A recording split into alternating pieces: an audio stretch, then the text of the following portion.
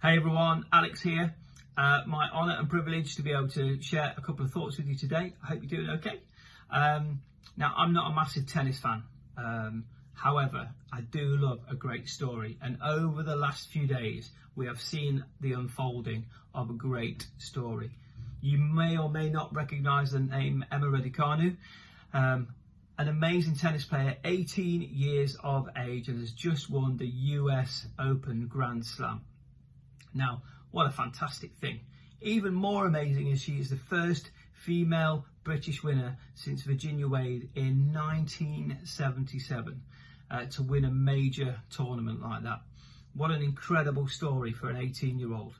Now, the even more incredible thing about this story is that a few months ago, if you cast your minds back to Wimbledon, you may well remember a story of a young player who surprised everyone by getting through to the fourth round of Wimbledon and then was unable to continue because of some kind of anxiety or panic attack which left her unable to breathe and unable to function. Now, that is a moment that's got to be every sports person's nightmare, that you've trained, you've worked hard, and all of a sudden this weakness from nowhere hits you and leaves you unable to do what you normally do.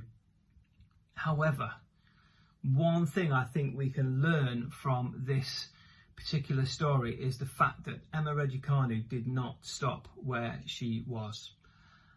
I don't know what her sports psychologist would have said. I don't know what her coach would have said. I don't know what her manager would have said. I don't know what her sponsors would have said. We just don't know that whole story yet. Let's hope we find out. But I do know this. I do know that she wasn't defined by her moment of weakness. She wasn't defined by her moment of weakness. Now, I think that's just an incredible thing. She went on from that moment of weakness to become an extraordinary player and achieve an extraordinary thing. You and I cannot be defined by our weaknesses. We can't be defined by our weaknesses because we are already defined by God. God designed you. He says who you are, not our weaknesses. In fact, Paul in 2 Corinthians writes this. Now, Paul is petitioning God. There's an issue that Paul is suffering with. We're not going to talk about what that is. This thorn in his flesh you may have heard of. I've heard lots of conjecture over the years, but that's a discussion for another time.